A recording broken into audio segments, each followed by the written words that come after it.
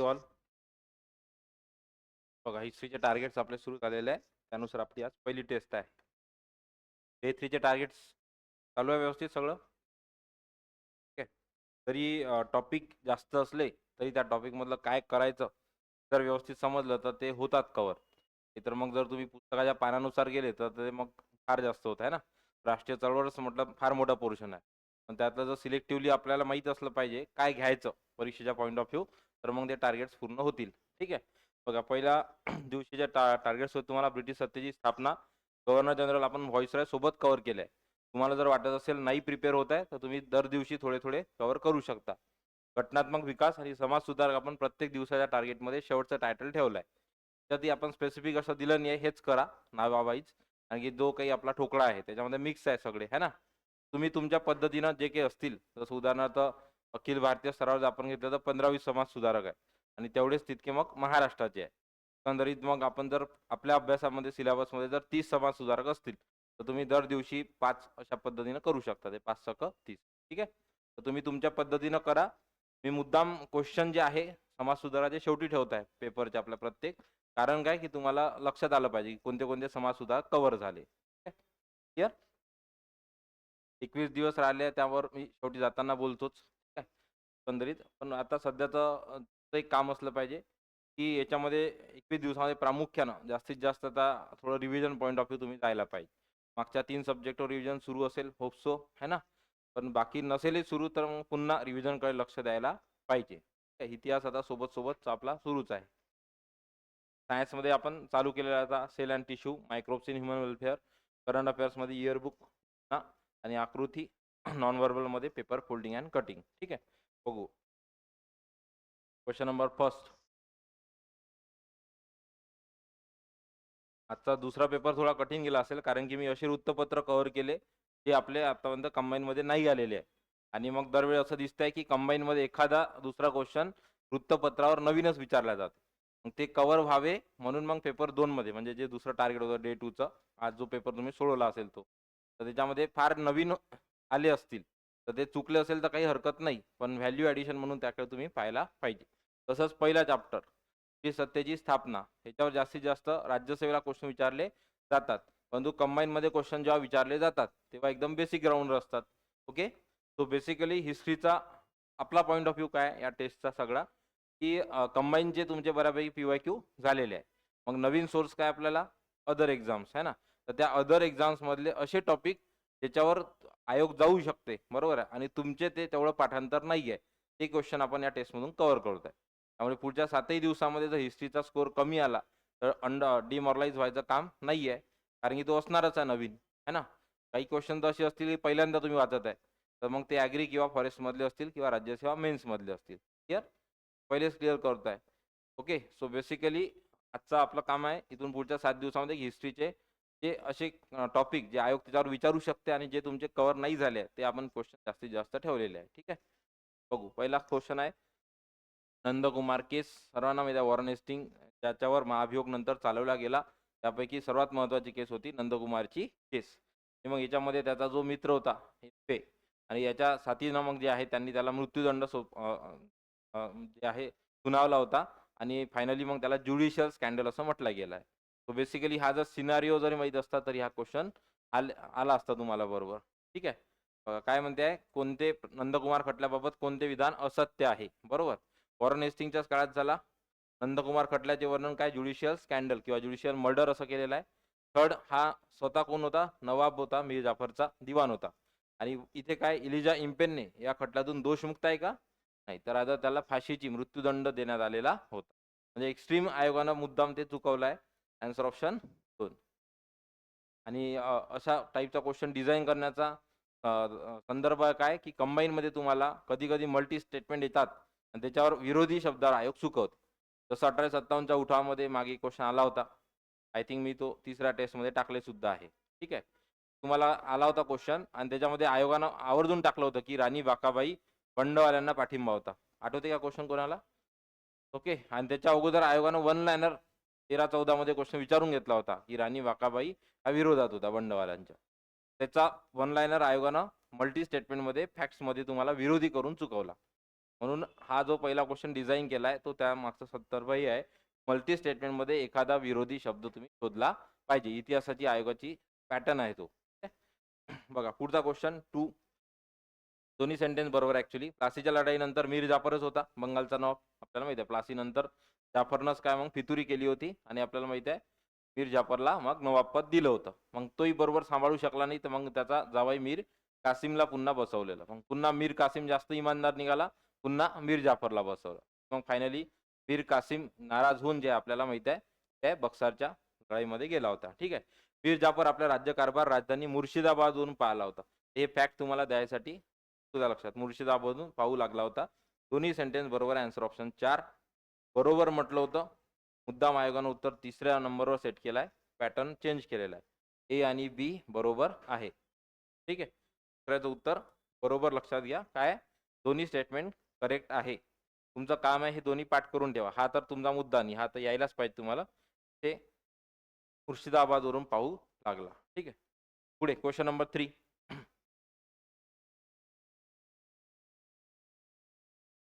सांगा. Carnatic war म्हणून ओळखला जाते आणि 3 कर्नाटक वॉर झाले होते. ठीक आहे. आणि आपल्याला माहिती आहे फ्रेंच आणि इंग्रजादरम्यान.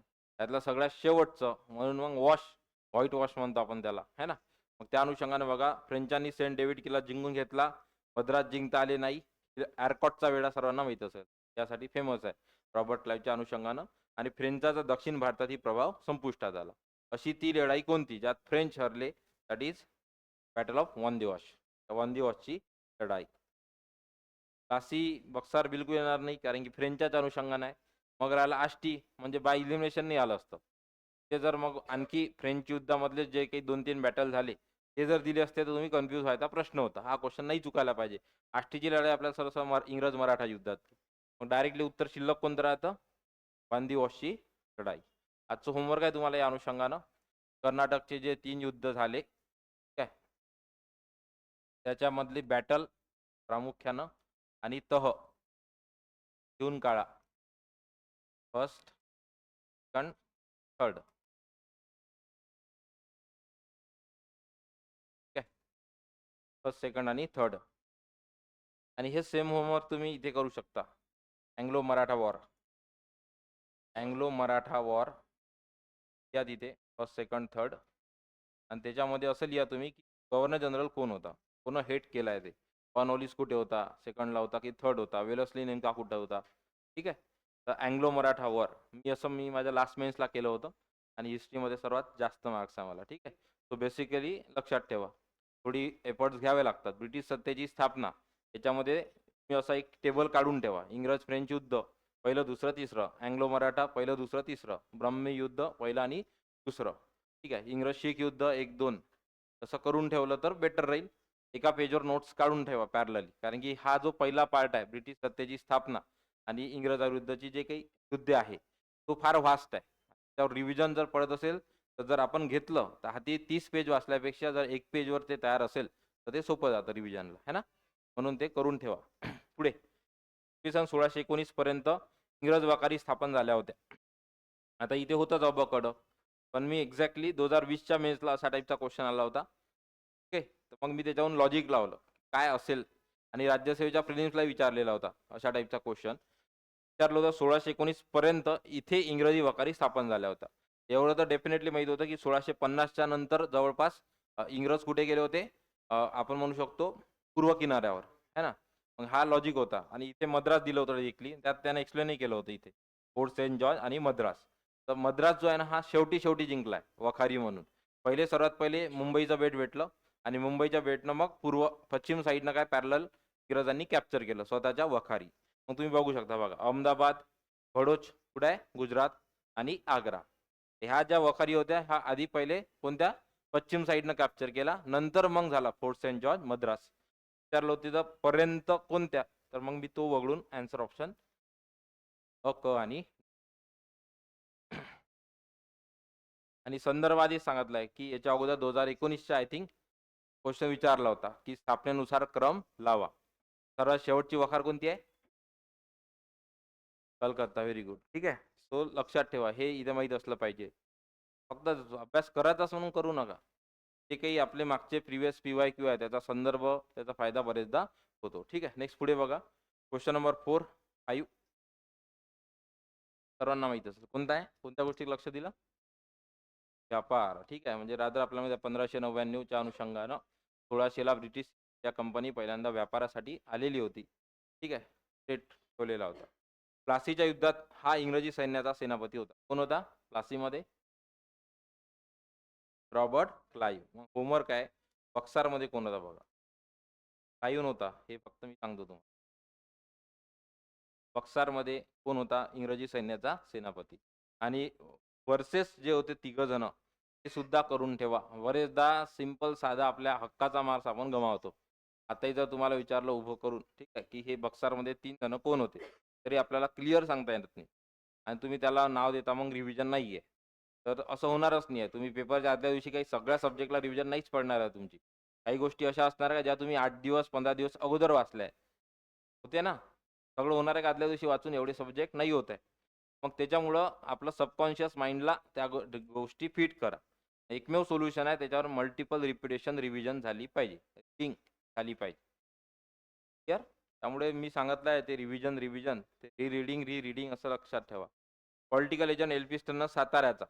आता हा क्वेश्चन का बरं आला? कारण की याच्या अगोदरच हा क्वेश्चन जोड्याला विचारून गेला होता. तो तर आहे बहुतेक याच्यात त्या पेपरमध्ये. तर साताऱ्याचा पॉलिटिकल एजंट म्हणून कोणाला नेमणूक केली होती? तर ग्रँड डफ. क्लाइव्ह तर बिलकुल येणार नाही. त्याचा संदर्भच नाही आहे कालावधीचा. वॉरेन हेस्टिंग नाही असणार. एडमंड बर्ग किंवा ग्रँड डफ. तर ग्रँड डफ हा पाठ करून ठेवा, येऊ शकतो क्वेश्चन. नेक्स्ट पुढे क्वेश्चन नंबर 8 सांगा. जेव्हा म्हणतो आपण ब्रिटिश सत्तेची स्थापना, प्रामुख्यानं 2 गोष्टी यायला पाहिजे. कोणतं? खालसा धोरण, बरोबर आहे, डलहौसीचं, आणि नंतर मग तैनाती फौज धोरण वेलस्लीचं. तर वेलस्लीच्या अनुषंगाने आपल्याला है म्हैस तहपे भोशी, त्यामध्ये हैदराबाद म्हैसूर, त्या अनुषंगानं हैदराबादचा निजाम होता, त्यानं पहिल्यांदा तैनाती फौजेचा स्वीकार. आन्सर ऑप्शनचं काय? 2 आहे. होमवर्क तुम्हाला हे आहे. खालसा धोरण, बरोबर आहे, आणि तैनाती फौज धोरण, त्याचे जे संस्थान आहे, जे राज्य आहे, व्यवस्थित करा. आणि तर बरेचदा फक्त शॉर्टकट पाठ असतो, पण आतल्या स्टेटचं नाव विचारलं तर आपण कन्फ्यूज होतो. हैदराबाद, म्हसूर, तंजावर वगैरे लक्षात ठेवा. हे म्हैस तहपे भोशी. आणि खालच्याचं काय? साजे संभवू झाना क. सातारा, जैतपूर, संबरपूर, उदयपूर, बघाट. ठीक आहे. नंतर पुन्हा झाना क, झाशी, नागपूर, नंतर करौली, नंतर अवध. ठीक आहे. हे व्यवस्थित करून ठेवा. खालसाचा डलहौसी, तैनाती फौजचा लॉर्ड वेलस्ली. ठीक आहे. पुढे तिसरे इंग्रज मराठा युद्धातील मराठ्यांचा सेनापती बघा. क्वेश्चन आलेला आहे तुम्हाला मराठ्याचा सेनापती म्हणून. कदाचित पहिला, दुसरा, तिसऱ्याला इंग्रजांचा सेनापती कोण होता असा क्वेश्चन येऊ शकतो. आणि मग तिथे 100% तुम्ही कन्फ्यूज व्हाल. म्हणून सांगताय बरोबर करा. आन्सर ऑप्शन इथं बापू गोखले आहे. मराठ्यांचा सेनापती विचारला असेच वन लाईनर क्वेश्चन कंबाईनला विचारले जाते. त्र्यंबकजी डेंगळेवर होता क्वेश्चन. आता पुढे नंबर 10 सांगा. नागपूरच्या कोणत्या राजेसाहेबांनी गोंड या आदिवासी जमातीच्या प्रमुखांच्या मदतीने इंग्रजाविरुद्ध लढा दिलेला होता? कोण आहे? 100% भोसले तर आपल्याला माहिती आहे, पण कोणते? या 4 ऑप्शन आहे. ठीक आहे. आप्पासाहेब भोसले प्रामुख्याने लक्षात ठेवा. नागपूरचा लढा सर्वांना माहिती आहे. नागपूरमध्ये सीताबर्डी या ठिकाणी आप्पासाहेब भोसलेच्या अनुषंगानं पहिले ते सैनिक बारूद उडवणार होते, नंतर उठावाला सुरुवात होणार होती. सगळं लक्षात आलं मग आपल्याला माहिती आहे. आणि त्यातल्या त्यात बाकाबाईनं सुद्धा जवळपास हा बघा हा कार्यवादी आहे 57च्या अगोदरच्या उठावामध्ये तो येतो. आणि कोणती जमात आहे? गौंड जमात. गौंड पाहिजे होती. पुढे रयतवारी पद्धत महाराष्ट्रात कोणत्या गव्हर्नर जनरलच्या कारकिर्दीत लागू केलेली होती? सांगा कोण? हे तर नसलं पाहिजे. वेलस्ली तर बिलकुल गेला. ठीक आहे. कॉर्नवॉलिस आणि नंतर हार्डिंग आहे. Lord Hardinge. लॉर्ड हार्डिंग पहिला लक्षात घ्या. आणि दिल्लीचं स्थानांतर लॉर्ड हार्डिंग कॉर्नवॉलिस असा.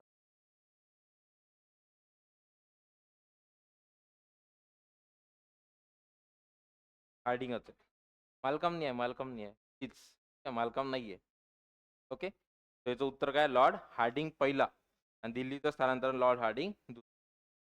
नेक्स्ट पुढे वित्तीय संबंध कसे असावेत? यस, एकदम म्हणजे आपल्याला बरेचदा वेलबी कमिशन ऐकतो आपण वगैरे, वगैरे.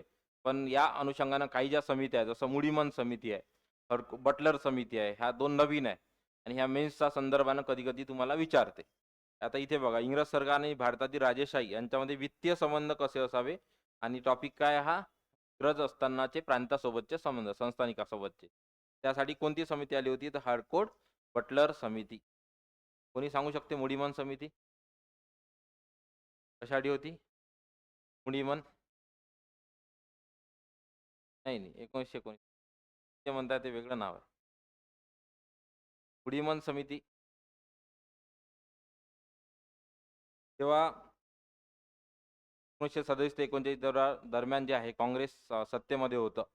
एकंदरीत त्यावेळेस जे आहे मुस्लिम लीगवर किंवा मुस्लिमच्या अनुषंगाने जे काही अत्याचार झाले, त्या अनुषंगाने इन्क्वायरी जे कमिटी बसली होती, त्या नेक्स्ट पुढे बघा. क्वेश्चन नंबर 13 आहे क्वेश्चन हा. फक्त ग्रँड अप सोडून आहे बाकी नाव. मला याच्याहून आला होता तो रॉबर्टसनचा. असलं होतं गाठाड सरांचं पुस्तक. त्यामध्ये ऑरेंज कलरचं दिलं आहे. पुण्यामध्ये कोण होता? Henry Robertson. आहे का? कळतं 2 आहे. 4, 3, 2, 1. बाकीचे पाठ ठेवा. डायरेक्टली वन लाईनर येऊ शकतात. कॅप्टन ब्रिग्स, नंतर धारवड थॅकरे, त्या थिंकरेपेक्षा थॅकर. तर पुणे हेनरी रॉबर्टसन आणि अहमदनगरमध्ये होतं पॉन्टिजर. हा उद्या 2 वन लाईनर येऊ शकतो, कारण की प्रामुख्याने आवडता आयोगाचा Elphinstone, Cornwallis, Wellesley, Lord Curzon, Minto Morley, पार्लिमेंटो. नेक्स्ट पुढे क्वेश्चन नंबर 14 नवीन आहे हा क्वेश्चन. स्टार करा, महत्वाचा आहे. बार्टल फ्लेअर आहे तो. सातारा खालसा करणं अमान्य होतं त्याला आणि पालिका प्रशासनाची त्याने सुरुवात केली साताऱ्यामध्ये मुंबई इलाक्याच्या संदर्भात. Bartle Frere. पुढे जहागीरदार आणि एल्फिस्टन यांच्यात कोणता तह झाला होता? एसटीआय मेन्स मधला क्वेश्चन आहे. नवीन आहे, बरोबर आहे. पंढरपूर तह आहे. आन्सर ऑप्शन 1 नागपूर, किंवा आपण असं जनरली नावं घेतो. आयोगानं उत्तर ते तिथं आहे. तेव्हा सर्च केलं तेव्हा फार तोकडी माहिती ऑनलाईन मिळाली याची. जास्त डिटेल जायचं काम नाही. क्वेश्चन आलाही रिपीट असाच येईल. जहागीरदार आणि एल्फिस्टन त्यातल्या त्यात प्रामुख्यानं 57च्या उठावाच्या अगोदरचा विषय आहे. त्यामुळे आन्सर ऑप्शन काय याचं? पंढरपूर तह. पुढे कोणत्या व्हायसरायच्या कालखंडात जिल्हा लोकल बोर्ड पाठ पाहिजे? 2दा क्वेश्चन विचारला आहे ना. जिल्हा लोकल बोर्डची स्थापना चांगला काम करणारा कोण आहे? Lord Ripon. District revenue board महत्वाचा आहे. 2दा क्वेश्चन आहे हा, PYQ आहे. जिल्हा लोकल बोर्डाची स्थापना लॉर्ड रिपनच्या काळामध्ये. नेक्स्ट पुढे लॉर्ड लिटन बघा काय वगळता येईल आपल्याला? गट बिल कोणाच्या काळातला आहे? पंच आहे ना, त्याच्यामुळे बी तर गेला, बी गेला. Answer option 2. विचारलं कोण होतं? Lord Lytton. तर ICS परीक्षेसाठी कमाल वयोमर्यादा 21 वरून 19 वर्ष करण्यात आली. ही परीक्षा अजून भारतीयासाठी कठीण करण्यात आली. तर एखाद्याला वाटण चांगली गोष्ट आहे, पण नाही. त्यांचं म्हणणं होतं की हे पूर्णतः तिथे देण्यात येत होती, कुठं? इंग्लंडमध्ये परीक्षा. दुसऱ्याचं प्युअर मीडियम हा होता फक्त इंग्रजी. त्यामुळे जेवढं तुम्ही कमी वय कराल तेवढं भारतीयाच्या अनुषंगाने ते कठीण होतं है ना. त्यातल्या त्यात समुद्र प्रवास करणं, मग त्या सगळ्या गोष्टी बसच्या पद्धतीनं कठीण मानल्या जात होत्या. म्हणून मग याच्यासाठी 19 करणं ही बाब कठीण करण्यात आली. आणि मग हे कोण केलं आहे? लॉर्ड लिटननं. आणि देशी वृत्तपत्र कायदा, भारतीय शस्त्रास्त्र कायदा माहिती आहे आपल्याला 1878चा वृत्तपत्र कायदा कोण केलेला आहे? लॉर्ड लिटननं. बी बट बिल टिपनचं काम आहे.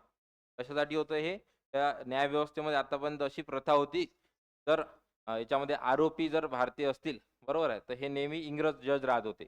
परंतु याचं म्हणणं असं होतं, याच्यामध्ये आरोपी जर युरोपीय असते तर भारतीय जज कधीच असणार नाही. बट बिलमध्ये असं म्हणणं होतं की न्याय हा देताना कुठल्याही पद्धतीनं धार्मिक किंवा ज्या संस्कृतीचे तुम्ही आहे ते पाहायला नाही गेलं पाहिजे. इक्वल सगळ्यांना कायदा काय असला पाहिजे? समान असला पाहिजे. त्यासाठीचं इल्बर्ट बिल होतं. तर फार गदारोळ माजला होता आणि शेवटी मग रिपनला याचमुळं राजीनामा द्यावा लागला. हे लक्षात ठेवा. इल्बर्ट बिल न्यायव्यवस्थेसंदर्भात असं काहीतरी होतं. पुढे क्वेश्चन नंबर 18 रिचर्ड टेम्पल भारतीय नेत्याचा उल्लेख द मोस्ट डेंजरस मॅन मुद्दाम ऑप्शनमध्ये आहे लोकमान्य टिळक. वेगळा आहे, ओके, लक्षात ठेवा. उत्तर आहे Ranade. Most dangerous man Richard टेम्पलनं म्हटलेलं होतं रानडे यांना.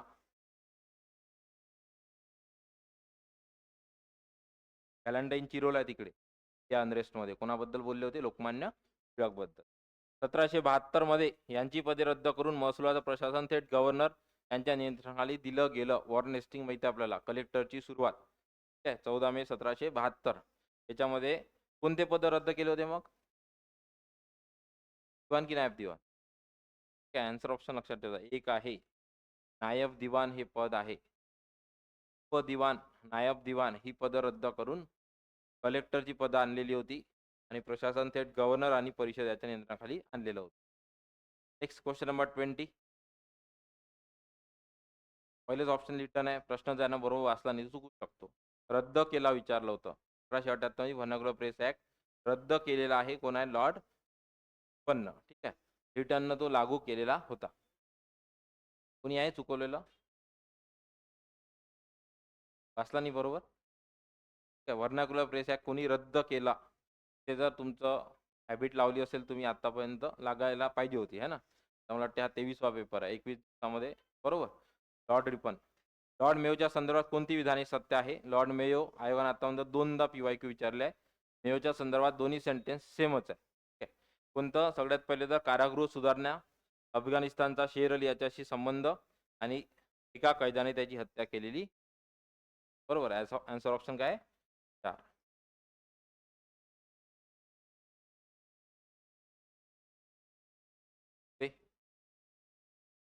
सांगा कोण आहे?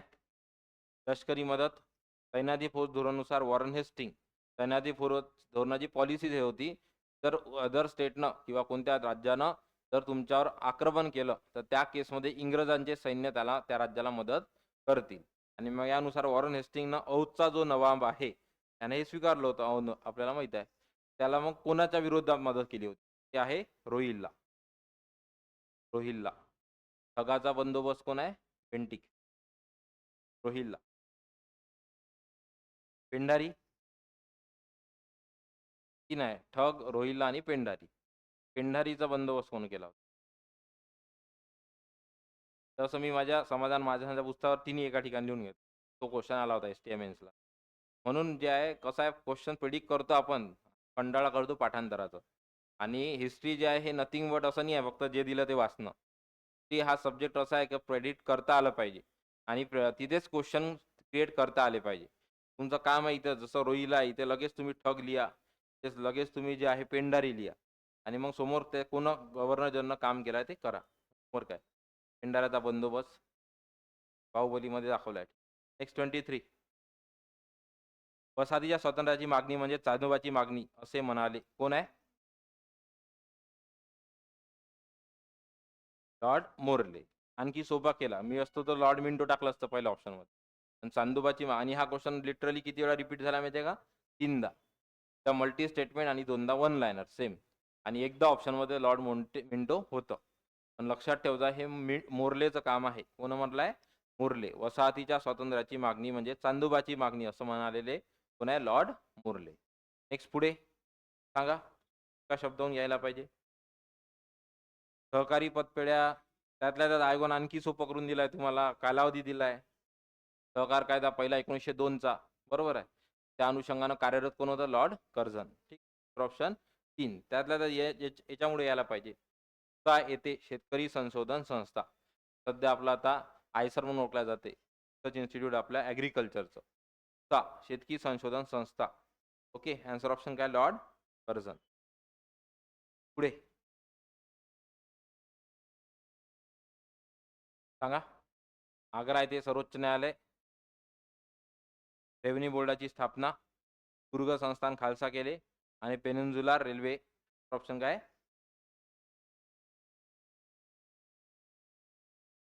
नेक्स्ट 26. सांगा. दत्तक वारसा नामंजूर धोरण याने स्वीकारले. कोण आहे? दत्तक वारसा नामंजूर कोण आहे? डलहौसी. 1856 आठवला पाहिजे. विधवा विवाहाचा कायदा. पुढे 1846. चांगला क्वेश्चन होता. तर मुद्दा तो लक्षात आला पाहिजे. 1857च्या उठावामध्ये सर्वात जास्त मदत कशाची झाली आहे? रेल्वेची.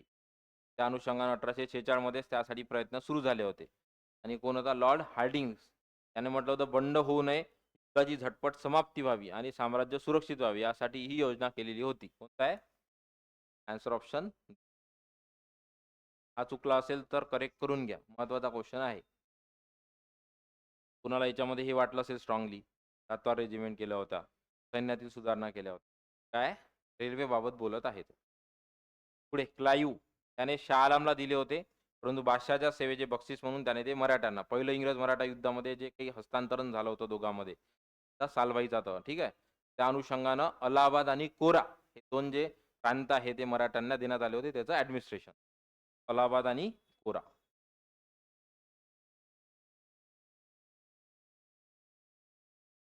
यस. राजधानी स्थलांतरण कोणाच्या कार्यालयात आहे? हार्डिंग दुसरा, हार्डिंग पहिला होता.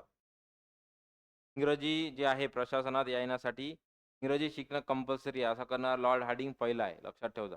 त्याने म्हटलं, म्हणूनच मग तिथून मेन स्ट्रीम मधून मुस्लिम लोक दूर गेले तुलनेनं, कारण की शिक्षित कोण होते? हिंदू, बरोबर आहे. म्हणून मग त्यांनी इंग्रजी शिकलं पाहिजे, त्यासाठी मग आग्रह होता, कोणाचा? कंपल्सरी होता, प्रशासनात यायचं असेल तर इंग्रजी यायला पाहिजे असं करणारा लॉर्ड हार्डिंग पहिला आहे. पुढे क्वेश्चन नंबर 30 कोण असेल? चांगलं चांगलं बोलताय. एल्फिस्टन, त्यातल्या आयोगानं कंस टाकलाय. 1819 ते 27च्या दरम्यान माउंट स्टुअर्ट एल्फिस्टन होते मुंबईचे गव्हर्नर, पुण्याचे सेम टाइम पुण्यात रेसिडेंट होते आणि डेक्कन कमिशनर म्हणून त्यांना ओळखलं जात होतं. मराठी भाषिकाचे गुणदोष त्यांना माहिती होते चांगल्या पद्धतीनं, आणि पेशवाईचा कारभार त्यांनी जवळून पाहिलेला होता. आणि की रेसिडेंट म्हणून असणं म्हणजे काय? तर नथिंग बट सर्व कारभार त्याच्या हाती असणं, बरोबर आहे. तो काय होता? सेनापती होता. पुढे नंबर 31 एकाच शब्दावरून यायला पाहिजे, PWD. कोण आहे PWD वाले? लॉर्ड डलहौसी, ठीक आहे. नंतर governor general Lord Canning, vernacular press act Lord Lytton, भगवद्गीतेचे इंग्रजी भाषांतर लॉर्ड. पाठ करून ठेवा, सेम क्वेश्चन वन लाइनरला रिपीट होऊ शकतो.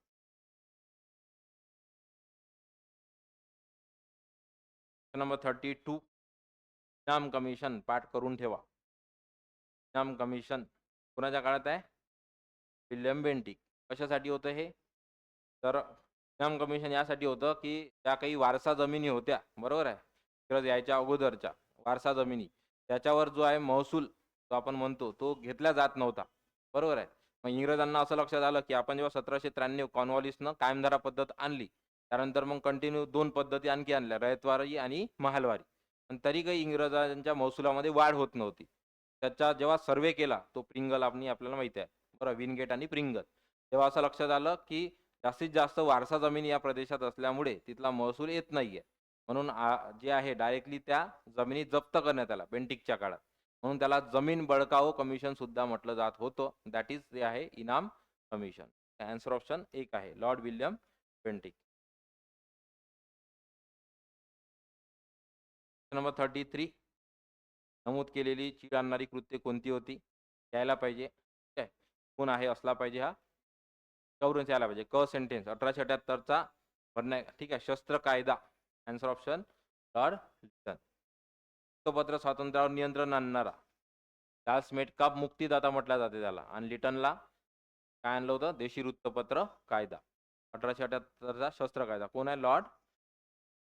पुढे दुष्काळ आयोग, हा क्वेश्चन ज्याने केला त्याला ग्रुप सीच्या प्रिलिम्समध्ये मला वाटते यावेळेसच्या 2 क्वेश्चन होते.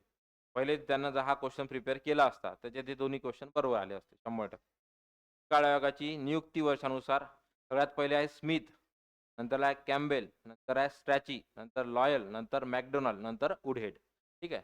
त्यानुसार बघा आता कॅम्बेल, स्ट्रॅची, कड, कॅम्बेल, स्ट्रॅची, कड, ओके, लॉयल, मॅकडोनाल्ड, नंतर वुडहेड. आधी कोण आहे? कॅम्बेलच्या स्मिथ, लक्षात ठेवता. Smith, Campbell, Strachey, loyal, McDonald आणि वुडहेड.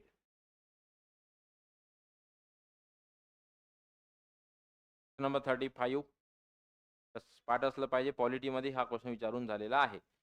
पहिल्यांदा गव्हर्नर जनरलच्या एक्झिक्युटिव्ह काउन्सिलवर पहिले भारतीय नेमणारे सत्येंद्र प्रसाद सिन्हा, त्याच्यामुळे पहिलं सेंटेन्स बरोबर आहे. तसेच प्रांताचे गव्हर्नर बनवले गेले आणि नेमणूक झालेले सुद्धा ते पहिलेच होते, फर्स्ट का प्रांताचे गव्हर्नर, त्यामुळे योग्य विचारलं होतं. आन्सर ऑप्शन काय? फक्त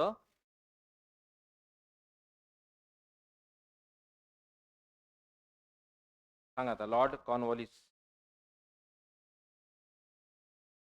कोणतं कोणतं असलं पाहिजे? वरील सर्व नाही आहे. बरं झालं. प्रशासन व्यवस्थेचे शुद्धीकरण केले. पोलीस यंत्रणेचे आधुनिकीकरण केले. आपल्यामध्ये दर 400 स्क्वेअर किलोमीटर एक दरोगा त्याने नेमला आणि दर 20 मैलावर पोलीस चौक्या बसवल्या. मध्ये भारतीय लोकांना मोठ्या पदावर नेमले नाही. फुल चुकीचं, अगदी विरोधात.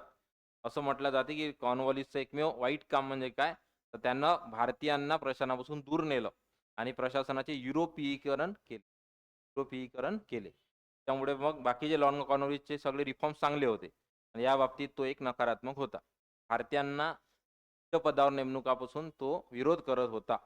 म्हणून मग प्रशासनाचं युरोपीयीकरण करणारा कोण, असा क्वेश्चन विचारला आयोगाने ऑलरेडी. तो कोण आहे? तो लॉर्ड कॉर्नवॉलिस. ठीक आहे. तर आहे अ ब क. Answer option. पुढे क्वेश्चन नंबर 37.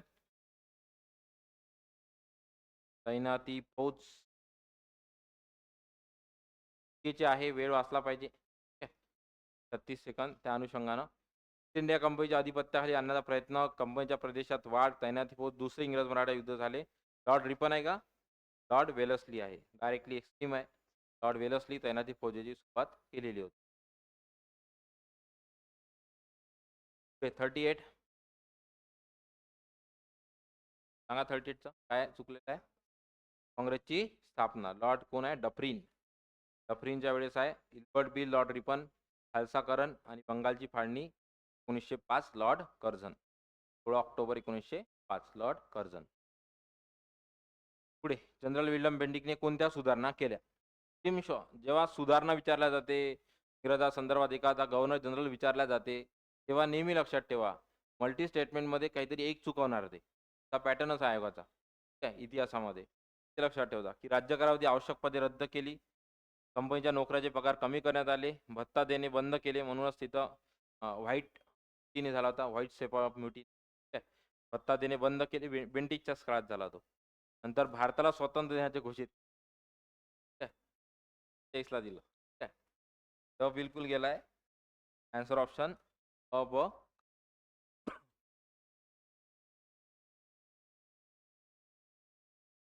नंबर 40. राष्ट्रीय काँग्रेसशी संबंध ठेवण्यास कोणी बंदी घातली? कोण असेल मग? राष्ट्रीय काँग्रेसशी संबंध ठेवण्यामध्ये म्हणजे सुरुवातीचा कालखंड असेल. मग सुरुवातीच्या वेळेस आपल्याला माहिती आहे कोण आहे? डफरीन आहे पिक्चरमध्ये. आन्सर ऑप्शन काय? डफरीन. केओ ह्युम तर नसणार बिलकुल, कारण केओ ह्युमनं स्वतः स्थापन केली होती राष्ट्रीय काँग्रेस आणि त्यामध्ये सोबत त्याचे सहकारी भारतीय होतेच. त्यामुळे लॉर्ड कर्झन नसणार कार्यकालाच्या अनुषंगानं. लॉर्ड रिपन सुद्धा नसणार. पुढे सांगा. 41. चांगला क्वेश्चन आहे. 1784. आता एकंदरीत पुढचे काही क्वेश्चन 8-10 घटनात्मक विकासावर दिसतात तुम्हाला. आता भारतीय कायदा हा कंपनीच्या अधिकारावर राजकीय नियंत्रण अधिक दृढ झाले. यस, पॉलिटिकल कंट्रोल फार महत्वाचा आहे. कारण की त्या अगोदर 1773चा रेग्युलेटिंग ऍक्ट आणला होता. बरोबर आहे. त्याच्यानुसार असं लक्षात आलं, ते इंग्रजांचे किंवा ब्रिटिश त्या कंपनीचे जे काही एम्प्लॉईज आहे ते काय करताय? खाजगी व्यापार करताय आणि त्यातून भरपूर स्वतः पैसा त्यांनी यातून भारतातून स्वतः जमवलेला आहे. आणि मग त्याच्यावर काय म्हणू शकतो आपण? आर्थिक निस्तारण जे म्हणतो आपण. ठीक आहे, ट्रेन थेरी. आणि मग लक्षात आलं की काहीतरी त्याच्यावर नियंत्रण पाहिजे. आपलंच नाव खराब होत आहे. म्हणून मग जे आहे 1784 आणला पीस इंडिया ऍक्ट. आणि याच्यानुसार मग व्यापारी कार्य आणि राजकीय कार्य वेगळी केली. मग बोर्ड ऑफ कंट्रोल आणि बोर्ड ऑफ ट्रेड असे दोन निर्माण करण्यात आले. ठीक आहे.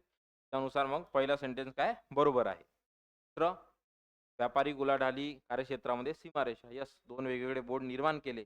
त्यापुढे राजकीय कार्य आणि व्यापारी कार्य वेगवेगळं असेल. त्यामुळे दोन्ही सेंटेन्स काय बरोबर. एक तर एक. सांगा पुढचा कायदा. कार्डर कायदे 3-4 असल्यामुळं आयोगाने डायरेक्टली थेट वर्ष देऊन दिलं तुम्हाला. कालानुक्रमे लावताना हा क्वेश्चन हॅशटॅग होणार नाही. ठीक आहे.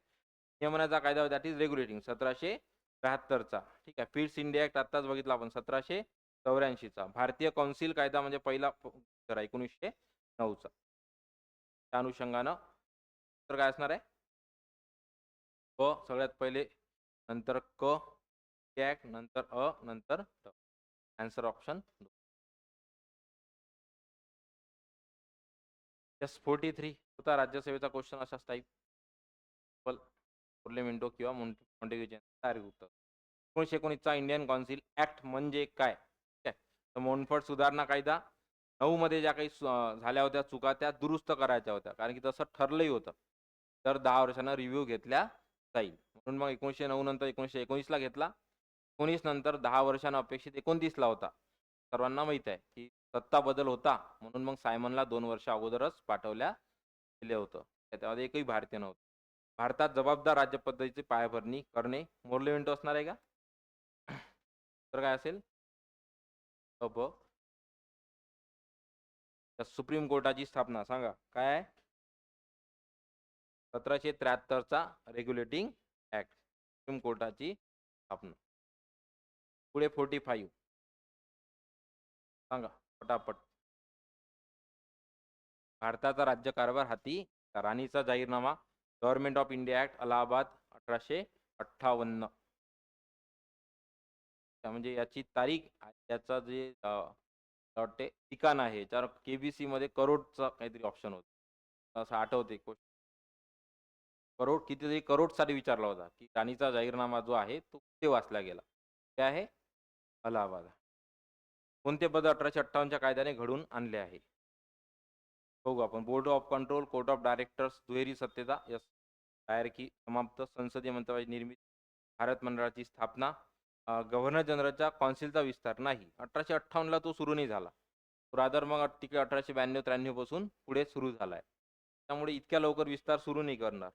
टप्प्याटप्प्यानं सुधारणा ही स्ट्रॅटेजी होती कोणाची? इंग्रजांची. त्यामुळे मग अ ब क एक ऑप्शन पहिलं. कोणते विधान योग्य आहे? बरोबर आहे का पहिलं? कोणता कायदा आहे? 1909चा. कारण 1906ला शाखांच्या अंतर्गत मग त्या मीटिंगसाठी गेलेले होते. तर आपल्याला माहिती आहे मोर्ले आणि पिंटो कायद्यानं मुस्लिमांना खास मतदारसंघ सुचवले. 61च्या कायद्याने व्हाईसरॉयच्या काउन्सिलमध्ये बिगर शासकीय सदस्याचा समावेश सुचवला गेला. 1861 फ सेंटेन्स फार महत्वाचं आहे. सांगा व्यापारविषयक मक्तेदारी कोणते दोन कायदे आहे? व्यापारविषयक मक्तेदारी म्हटलं की दोन कायदे आठवले पाहिजे. 1813 1833. 1813ला पहिल्यांदा सुरू झालं. 33ला ते पूर्ण आपलं मुक्तीकरणाचं धोरण कंप्लीट झालं. 1813ला चायना वगळता 1833ला संपूर्ण जगात जे आहे कुठेही भारतामध्ये व्यवहार करू शकतील. 1813च्या अगोदरपर्यंत काय होतं? रिस्ट्रिक्टेड होतं. फक्त कोणाला प्रवेश होता? India company. म्हणून मुक्त व्यापार धोरण हे 1813 नंतर तुम्हाला दिसून येते. ते इंग्रजांनी ते बरोबर एकदम स्ट्रॅटेजीनं व्यवस्थित हँडल केलं होतं. कोणता कायदा आहे? 1813चा चार्टर ऍक्ट यानं व्यापारविषयक मक्तेदारी संपुष्टात आणली. आणि जर कंप्लीट म्हटलं कंप्लीट व्यापारीकरण कुठं झालं तर 1833. कारण की 1813 नुसार चायनाचा चहा वगळता अशा अनुषंगानं होतं ते. 1813ला सनदी कायदा. पुढे सांगा. फक्त मतदारसंघ 1900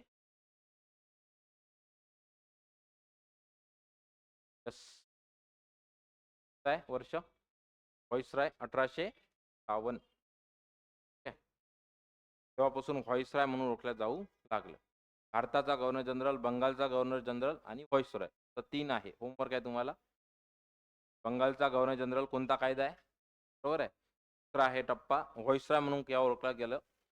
राय भारताचा गव्हर्नर जनरल त्या अनुषंगाने सांगा. गुलामगिरीची एक नवी सनद कोणता कायदा आहे? तीन नसलेले ब्रेक वगैरे त्या अनुषंगानं ते सेम टायटल म्हटलंय. त्या कायद्यासाठी म्हटलंय भारत सरकार कायदा 1935. होमवर्क आहे तुम्हाला. भारत सरकार कायद्याबाबत ते 4 व्यक्तींनी मत मांडलेलं आहे. त्याला सळका वगैरे पुन्हा काय म्हटलंय बघून ठेव. कारण की 35चाच कायदा असा आहे की त्याच्याबद्दल टीका केली आणि आयोगाने त्याच्यावर 3 ते 4दा क्वेश्चन विचारलेला आहे. त्यामुळे तुमचा आता होमवर्क आज गेल्यानंतर की भारत सरकार कायदा 35 बद्दल कोण्या व्यक्तीनं काय प्रतिक्रिया दिली ते तुम्ही बघून घ्या. ठीक आहे. ते 52 घटनात्मक सुधारणा दिल्या 1919 मध्ये सरकारनं. कशासाठी बघू आपण. भारतीयाचा असंतोष वाढला होता. ऑलरेडी क्रांतिकारी चळवळ संघटित वैयक्तिक दोन्ही चालू होत्या. तर काँग्रेस व मुस्लिम लीग यांच्यातील युती प्रामुख्यानं खिलाफत लक्षात घ्या. थर्ड जहाल आणि मवाळ यांच्यातील युती 1916चा लखनौ पॅक्ट. नंतर चौथा पहिल्या महायुद्धात निर्माण केलेली राजकीय परिस्थिती. आन्सर ऑप्शन काय? 4 वरील सर्व बरोबर.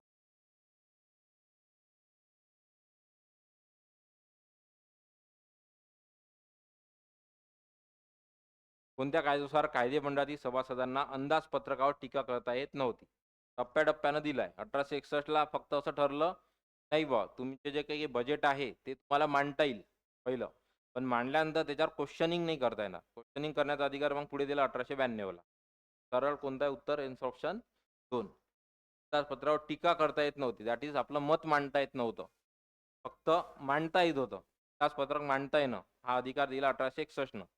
इथे मांडल्यानंतर त्याच्या मग बजेटवर जे काही वित्तीय तरतुदी आहे त्याच्याबद्दल स्वतःचं मत मांडणं हेच 1892 ला अलाउ केलं. आन्सर ऑप्शन याचं काय? 2. ते 54 सांगा. कोणती विधाने असत्य आहे? चांगला क्वेश्चन आहे.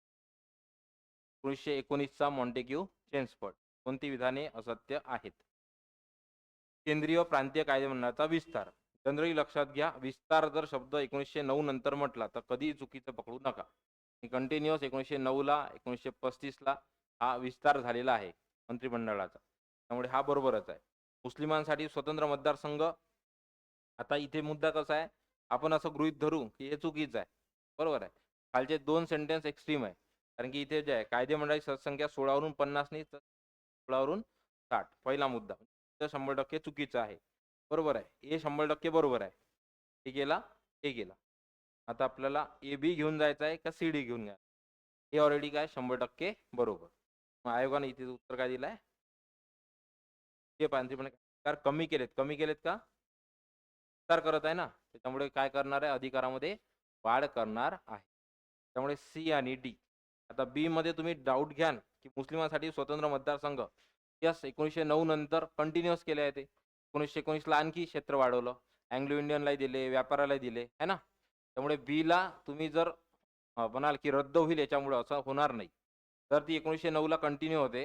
1919 ला पुन्हा मुस्लिमांना स्वतंत्र मतदारसंघ देऊच केले. नंतर डायरेक्टली रॅमसे मॅकडोनाल्डनं आणखी त्याला शिक्कामोर्तब केलं, है ना. त्यामुळे इथे डाऊट घेऊ नका. सी आणि डी कन्फर्म चुकीचं आहे. विचारलं होतं असत्य असणार ऑप्शन एकच आहे.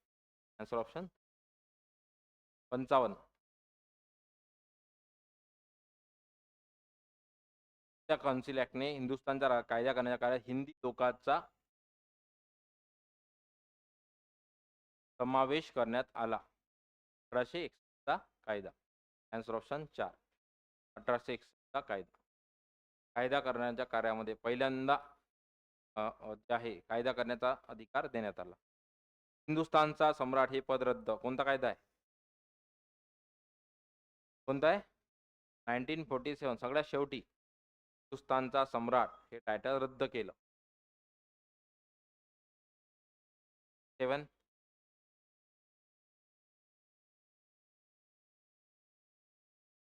1935 च्या कायद्याची कोणती विधाने बरोबर आहे? सगळ्यांना ख्रिश्चन, शीख, अँग्लो इंडियन यांना वाढवलं. संघ स्थापना केली.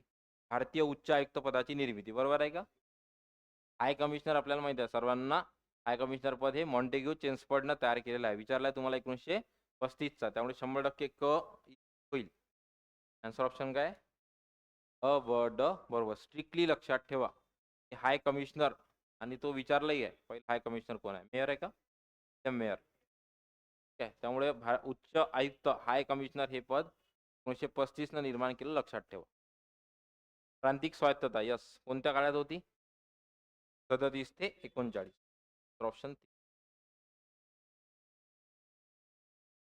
पुढचा. हे हाय कमिशनर आणि हे सेम फॅक्ट एकाच वेळेस झाली होती. पगार इंग्लंडच्या तिजोरीतून देण्याची तरतूद कोणत्या सुधारणा कायद्याच्या अंतर्गत करण्यात आली? Montagu Chelmsford. मात्र लक्षात ठेवा, हाय कमिशनरचा जो पगार आहे ना तो इथूनच जाणार, तर भारतीय तिजोरीतून. फक्त हे जो आहे भारत मंत्र्याचा पगार हा कोण जाणार? इंग्लंडच्या तिजोरीतून. जो पहिल्यांदा लागू केव्हा केला होता? 1793 ला. तर ठरलं होतं की भारत मंत्र्याचा पगार कुठे दिला जाईल? भारताच्या तिजोरीतून. 1793 पासून कुठं रद्द झाला तर 1919 ला. फायनली तो कुठे ट्रान्सफर केला? इंग्लंडच्या तिजोरीवर. कोणाचा पगार आहे समजत आहे का? भारत मंत्र्याचा पगार इंग्लंडच्या तिजोरीतून. मात्र हाय कमिशनर हे पद निर्माण केलं, पण याचा भार कोणाच्या तिजोरीवरच होता? भारतीयाच्या. ही फॅक्ट लक्षात ठेवाल. काय चुकू. नंबर 60. मॉन्टेग्यू चेम्सफोर्डवर हे स्वराज्य नाही तर त्याचा पायही नाही का कोण आहे लोकमान्य टिळक. ते तेव्हा त्या अनुषंगानं ऑगस्ट आपल्याला माहिती आहे. त्या अनुषंगानं मॉन्टेग्यू चेम्सफोर्डच्या वेळेस अगदी नाराज झाले होते टिळक. त्या अनुषंगानं लोकमान्य टिळकांचंही विधान आहे. देशी व्यापारोत्तेजक मंडळ कोण आहे? सार्वजनिक काका गणेश वासुदेव. जातपात तोडक मंडळाच्या लाहोर येथील वार्षिक संमेलन. आता बघा, लाहोर जातपात तोडक मंडळ ते तुम्हाला 2 फॅक्ट कलेक्ट करता येईल. त्यांचं भाषण कोणत्या ठिकाणी झालं? ते लाहोरला झालं. आणि डॉक्टर बाबासाहेब आंबेडकरांनी दिलेले भाषण कोणता ग्रंथ त्यांचा पण व्यवस्थित दिलाय सगळं. मला कंसात दिलाय ॲनिहिलेशन ऑफ कास्ट, जाती प्रथा 3. कोण आहे हे?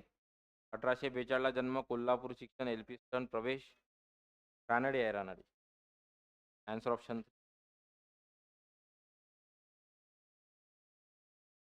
रानडे. 25,000 रुपये वैयक्तिक रक्कम एल्फिन्स्टन फंडासाठी. लक्षात आलं पाहिजे, मुंबईचे सम्राट आहे, घरून चांगले आहे, बरोबर आहे बॅकग्राऊंड. मग पैसे देण्याचं धाडस कोण करणार आहे? नाना जगन्नाथ शंकर दास. विष्णू शास्त्री चिपळूणकर कोणते विधान चुकीचे आहे? आता तुम्हाला इथे होमवर्क आहे. विष्णू शास्त्री चिपळूणकर, शास्त्री चिपळूणकर, शास्त्री चिपळूणकर, विष्णू शास्त्री चिपळूणकर, विष्णुबुवा ब्रह्मचारी आणि विष्णू शास्त्री पंडित. चारही वाचा आज. विष्णुबुवा ब्रह्मचारी बरोबर आहे. विष्णू शास्त्री पंडित, शास्त्री पंडित. थर्ड आहे विष्णू शास्त्री चिपळूणकर. फोर्थ आहे त्यांचे वडील शास्त्री पाक्षिक जे सुरू केलं होतं विचारलं हे होतं विष्णू शास्त्रीचं. आन्सर ऑप्शन 1 आहे.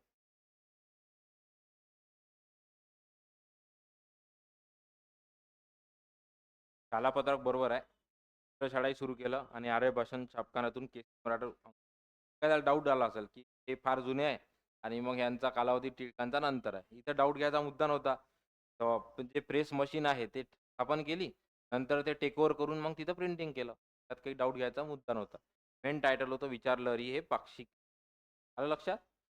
हे होमवर्क महत्वाचं आहे. चांगलं करा. विष्णुबुवा ब्रह्मचारी, विष्णू शास्त्री पंडित, विष्णू शास्त्री आणि विष्णू शास्त्री चिपळूणकर हे वाचा आज. चौघं आहे समाधान महाजन सरांच्या पुस्तकात शेवटी ते आहे महाराष्ट्रातील समाज सुधारक. बघा करा कॅल्क्युलेट.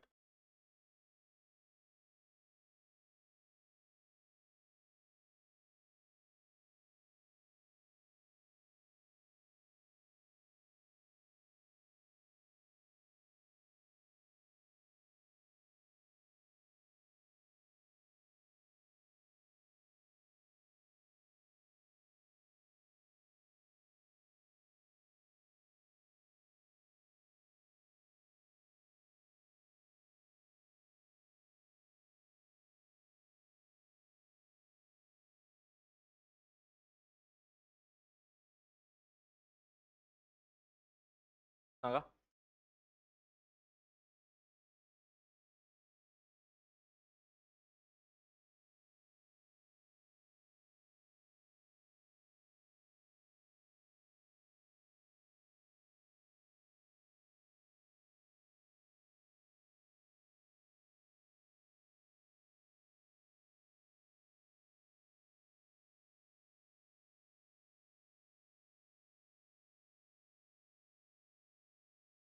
काय 55 प्लसच पाहिजे असं गृहीत धरा तुम्ही. तर तुमचा कमांड असेल PYQवरचा 55 प्लस यायला पाहिजे. नसेल तर सहसा ह्या 7 पेपरमधून तुम्ही कलेक्ट करू शकता. मी म्हणजे या 7 पेपर व्यतिरिक्त वेगळे काही PYQ पाहायचं काम नाही. तर काय तुमचे बेसिक PYQ क्लिअर आहे असं गृहीत धरून मी वाक्य बोलत आहे ना. पुढे अदर जे PYQ मला असं वाटतं एक्सपेक्टेड आहे मी या पेपरमधून सगळ्या कव्हर करत आहे. 6 जी आहे बटन मशरूम जी आहे त्याला ॲगॅरगस बायस्पोरस असं म्हटलं जाते. 12वीच्या स्टेट बोर्डमधून हा क्वेश्चन आलेला होता. नंतर ॲड केला बसके सरांच्या पुस्तकात. टॉपिक काय आपला तर आपले essential bacteria human welfare agaricus bisporus. 67चं उत्तर आहे ribosome cell organelle that is not bounded. उपर काय तुम्हाला बाउंडेड नसणारे आणि फर्स्ट लेअर आणि सेकंड लेअर असणारे बघून घ्या. सिंगल कवरिंग आणि डबल कवरिंग आणि बाउंडेड नसणारे मेम्ब्रेननं. होमवर्क आहे ते वाचून घ्या. The cell was first time describe कोण आहे? Robert Hooke. तर जिवंत पेशीचा शोध कोण लावला जर म्हटलं तर मग अँटनी लिओन हॅक. बरोबर आहे, कारण की यानं मृत पेशीचा शोध लावला होता. कोण आहे? Robert hook.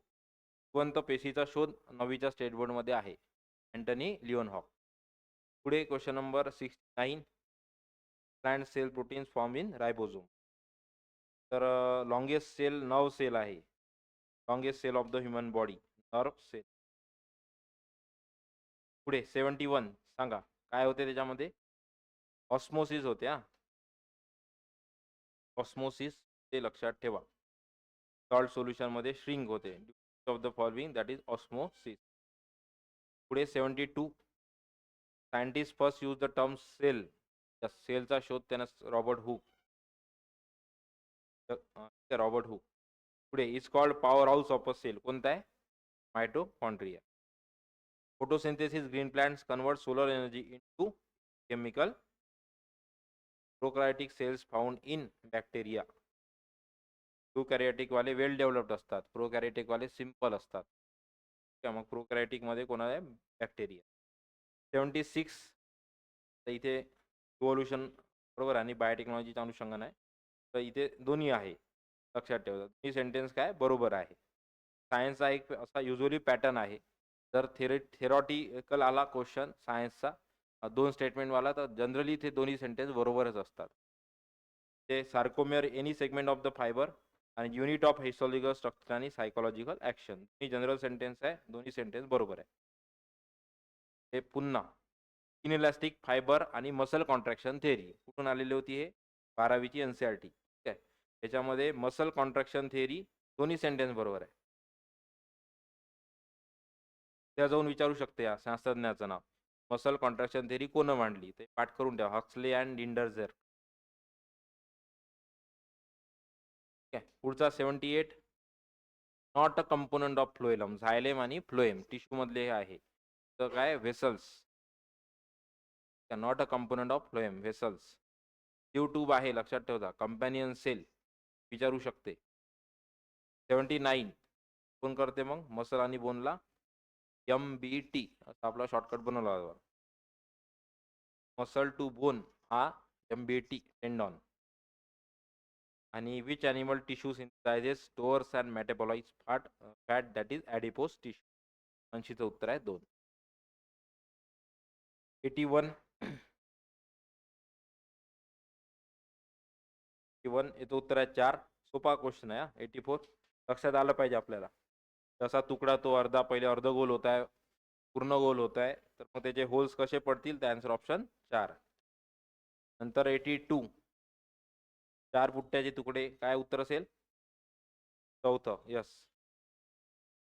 सरळ 2 ते हॉरिझॉन्टल केले आहे आणि 2 कॉर्नर त्याला टच केले. 83 काढून बघितलं असेल तुम्ही. पेन्सिल दोनदा न फिरवता काढता येईल अशी प्रतिमा निवडा. ते फक्त कुठून सुरुवात होते हे माहीत असलं पाहिजे. हे असं लहानपणी प्रयोग आपण करतो. 80 उत्तर 1 आहे. सेंटर पॉईंटच्या इकडून सुरुवात केली तर पेन्सिल उचलायचं काम नाही. 84 आन्सर ऑप्शन 4. चौरस निर्माण करता येईल कोणते? ED. 85 2 answer option 85. 86 कोणता आहे? फक्त ॲरोवरून लक्षात येतं आपल्या, तर तो बघा लागते. ॲरो त्याची डायरेक्शन कुठे असेल? तर उत्तर काय आहे? 4. हे तर कन्फर्म आहे की दोन्ही ॲरो ऑपोजिट साईडला आहे, म्हणजे दुसरी फिगर गेली. एक खाली राहील आणि एक आडवा असेल. दुसरी फिगर गेली. हे नेहमी लक्षात ठेवा की पेपर फोल्डिंगमध्ये कधीही पूर्ण फोल्ड मारत बसू नका. आरामात 3 मिनिटं जातील. जसं तिकडे मी ते सिरीजचं सांगितलं होतं चायना. ठीक आहे. तसं हे आहे. ते जर तुम्ही प्रत्येक गोष्ट सोडून पाहत असाल, फोल्ड फोल्ड वगैरे करून किंवा इतर काही गोष्टी, तर वेळ लागेल. त्यामध्ये डायरेक्ट एलिमिनेशननं जायचं. डायरेक्ट पाहायचं त्या डायग्राममध्ये का कोणता असा एक घटक आहे जो एक्सक्लुझिव्ह आहे. त्यामुळे डायरेक्टली एलिमिनेशननं जायचं. मला उत्तरापर्यंत बरोबर पोहोचता तुम्ही. ऑप्शन 4 आहे. 87. तसंच सेम 4 2 आणि 4 मध्ये कन्फर्म होतं तुमचं. कारण की इथे स्टारचं सगळ्या डायग्राममध्ये सारखंच आहे. कसं करायचं पेपर फोल्डिंगमध्ये सिमिलर ऑप्शन पाहायचे डायरेक्टली. 2 जास्त मोस्ट सिमिलर ऑप्शन त्यातलंच नेहमी उत्तर असते. 2 डायरेक्टली एलिमिनेट होतात. पुढे 88 तर एक थोडा प्रिंटचा वाटतो इश्यू. तर 88चं 1. 89 2 आहे उत्तर 2. एरोची डायरेक्शन बघा. आणि लास्ट 90चं उत्तर आहे 2. आता या पहिल्या टेस्टपासून आपण काय केलं आहे, मॅथ्स जो आहे आपण हा कॉम्प्रिहेन्सिव्ह ठेवला आहे. थोडासा तुम्हाला काही टार्गेट देत नाही आहे. रिव्हिजन असं तुम्ही गृहीत धरा. तुम्हाला आता हे बघा सगळे दिसेल मिक्स. तर पहिला 91 तर आहे सोपा होता एकदम. मासिक खर्च आणि अजयचा मासिक पगार दिला होता. मला तिथं एका वर्षात किती रकमेची बचत तो करेल, दॅट इज ₹4200. एवढी उर्वरित रक्कम आहे गुन्हेला 12 करा, उत्तर येऊन जाईल. 92 कॉमन सेन्सवर होता. काय असेल? 92 नाही सोडवला. XYZ जर 320 असेल, तर कोणती किंमत असू शकत नाही. 0 कधी असेल का? 0 असेल तर 320 असेल. आन्सर ऑप्शन 3 16चंच काम नव्हतं. 93 काय तर 89 सोपा होता. 92 जर तुम्ही म्हणाल, की सर मी पोहोचलोच नाही तिथपर्यंत. हेच तर आहे. ठीक आहे. 93चं उत्तर 1. 94 ॲव्हरेजवर आहे क्वेश्चन. Answer option 30. 2 उत्तर आहे. पुन्हा ॲव्हरेजवर ठेवला आहे. 95चं उत्तर आहे 3. 76. 96 work and distance time. Answer option 96चं उत्तर आहे 2. 97 पुन्हा वर्क. आन्सर ऑप्शन आहे 4. 98 रेशिओ अँड प्रपोर्शनच्या अनुषंगानं 98चं उत्तर आहे 3. 99 पुन्हा प्रपोर्शन. आन्सर ऑप्शन आहे 1. 60. लास्ट 100 वा ठेवला जॉमेट्रीवर. तर फक्त तिची परिमिती दिली आहे पेरिमीटर. तर क्षेत्रफळ एकमेव काढणारा चौरसचा फॉर्म्युला माहिती आहे आपल्याला. बाजूचा स्क्वेअर. आन्सर ऑप्शन आहे 1 चौरस.